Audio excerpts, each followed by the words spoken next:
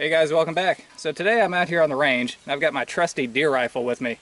This is a Winchester Model 70 and 30-06. It's got a nice laminated wood stock on here and a Nikon Pro Staff scope. So I'm getting ready to do some work on this gun, and because of that I need to establish a baseline of accuracy for this rifle. So I've got my target set up, and I'm going to shoot a couple rounds at it just to see what kind of group I'm getting. Now, I'm not expecting a whole lot. That's the whole reason why I'm working on the gun. Anyways, guys, stay tuned.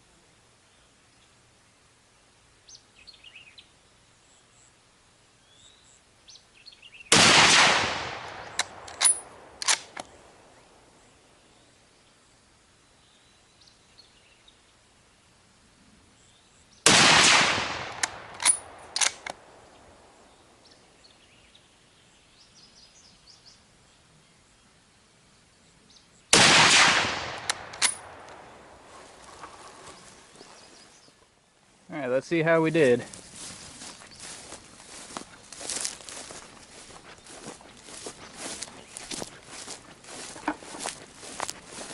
Shooting at 100 yards.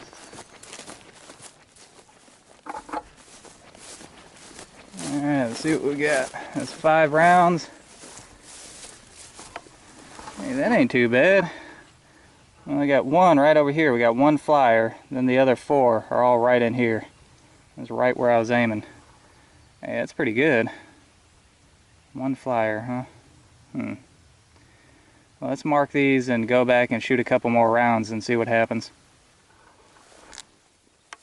Yeah, I see something.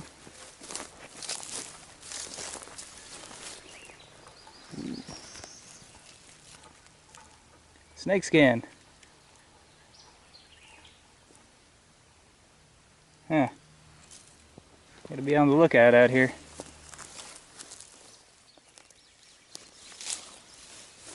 Right, what I'm shooting here is Federal 180 grain soft point ammo. It does the trick.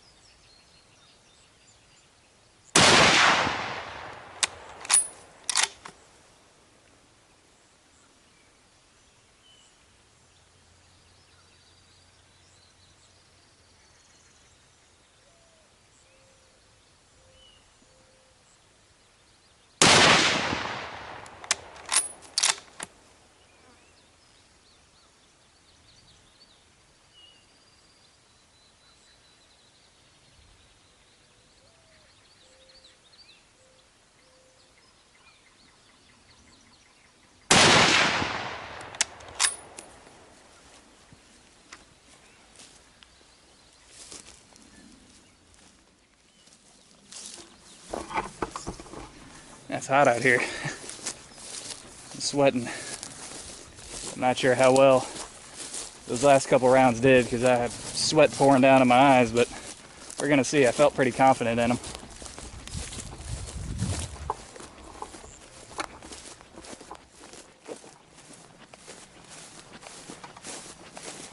Alright. See how we did. Alright, we got one here, and one here. So the rounds are kind of walking a little bit, and that's usually typical whenever your barrel heats up. So, but overall, I'm going to say I'm pretty satisfied with this. And I got my tape measure here. Let's see what we got. Looks like my extreme spread is going to be right at 4 inches at 100 yards. Now my first shot group, which is probably going to be a lot more representative of actual hunting accuracy, is 2.5. So 2.5 inches even with the flyer there. Alright, so that's not too bad. We'll do some work on the rifle, then take it back out, do the same thing again, and see if we have any more variance. Now, chances are, my first 4 shots were right here in this little 1-inch group. And then beyond that, it started to walk out. Now, whenever people talk about the barrel walking, it's just a horizontal string of shots there. And what happens is the barrel heats up and the harmonics change, and you'll start to get shots stringing horizontally. So most likely that's what happened, because I didn't give that barrel hardly any time at all to cool down. But you know, hey, we'll try it again whenever I actually bed that rifle barrel and see if that tames it down any. See if we get some more consistent accuracy.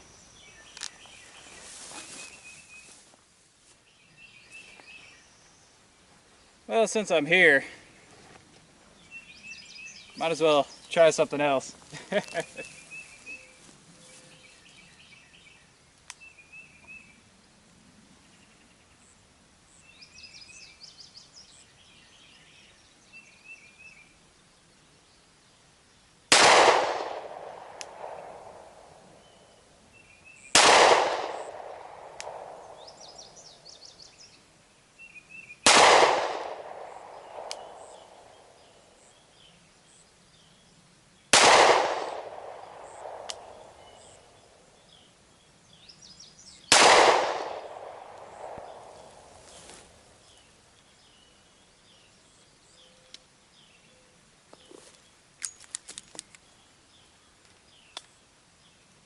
See how we did. Alright, looks like we got one shot here, one here, one here, one here, and we got one flyer over here. So all of that could be covered with your hand. That's not bad for a snubby. This is the Taurus Ultralight 38 Special.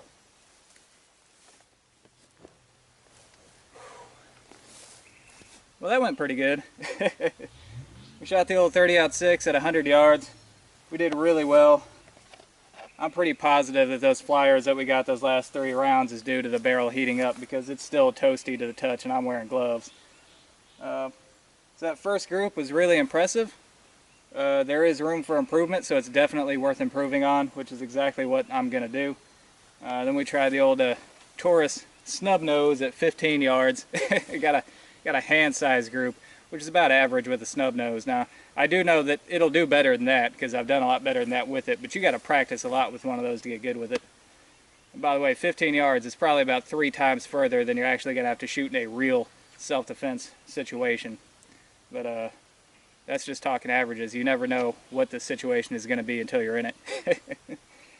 Alright, yeah, shooting went pretty good. I'm pretty happy with that. Looking forward to improving upon this rifle and getting it back out this hunting season. So let's pack everything up and check out some of our hunting spots. Okay, so we're back out at our bow hunting spot here. There has been a lot of activity.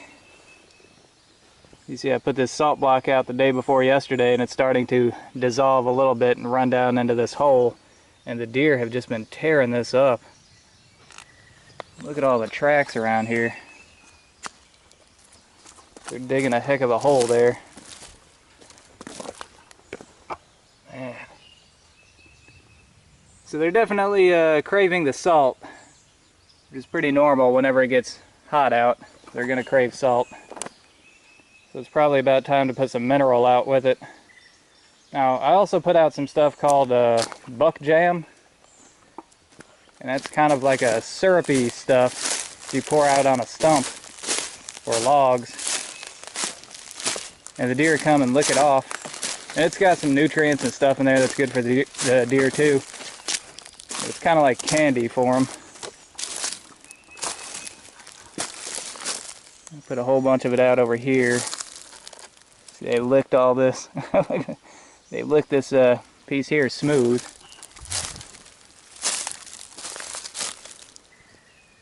They've kicked all the bark off of this just to get down to the stuff that I put on there. I smeared it all over this. You see they've kicked away at the sides of it to get to more of it. And there was another spot up here. I poured the rest of it out. And that is right over here by this little wood pile. Now this stump right here, you might be able to see there's still a little bit of it left in these cracks. You can see where it's run down here. They've kicked away all the leaves from around this tree to get to it. Boy, they love that stuff. But it's good for them. So I'll keep putting it out.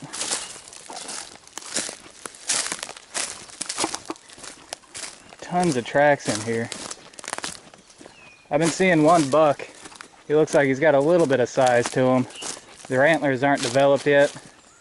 They look like they're about 8 or 9 inches long, and right now probably about as big around as, say, a quarter, maybe a little bit more. So I think he's going to be a good buck this year. But this is just impressive. Look at this, it's like a hog wallow. Well, I guess I'll put some more stuff out for them, as long as they're digging it. Well, the hunting spot's doing good.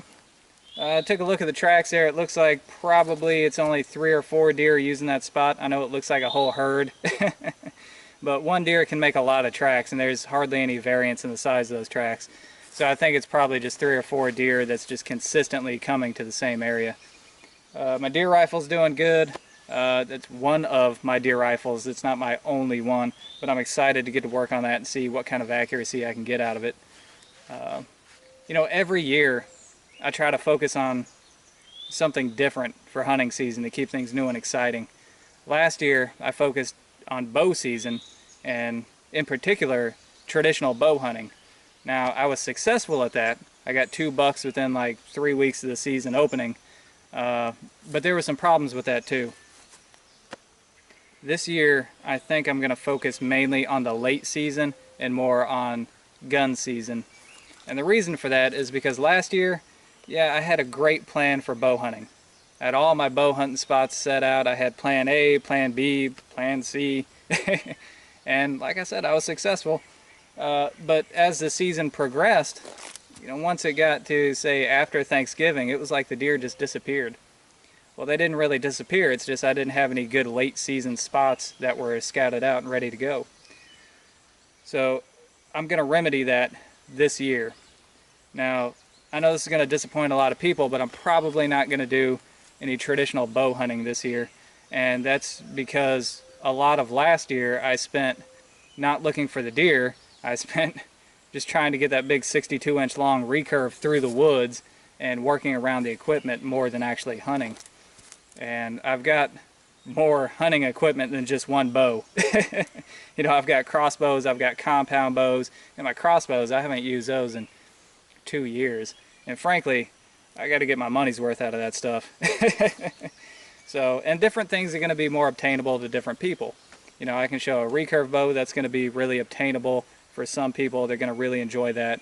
I show a crossbow that's going to be more obtainable for other people. More states than ever are allowing big game hunting with crossbows now. And, you know, I can show rifle hunting. People enjoy rifle hunting. Some people aren't allowed to use centerfire rifles during deer season. Some people got to use shotguns. So I always like to try to incorporate shotgun hunting in too. But I like to show a variety of different things to be as inclusive as possible. So just what I'm getting at is don't be disappointed if you don't see me out with the Samick Sage again this year. I'm still going to be out there hunting. And even if I'm a little bit more conservative during bow season, just keep in mind that I'm trying to pace out the action a lot better. And pacing is a good word for that.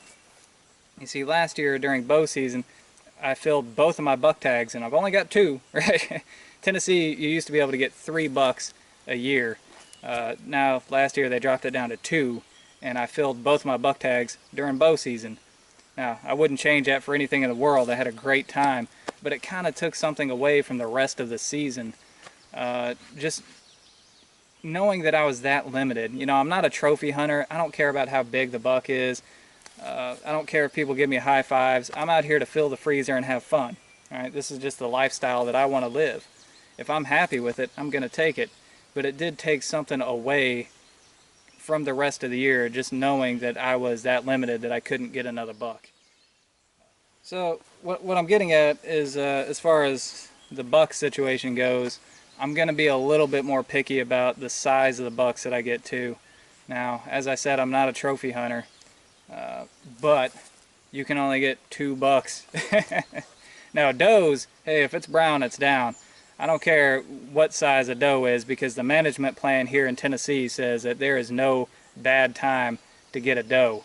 They don't care if it's got spots on it. They don't care if it's old and getting ready to fall over from old age. As long as you get the does, they're happy. That's why the limit on does here in Tennessee is 3 per day. 3 a day. Can you imagine that?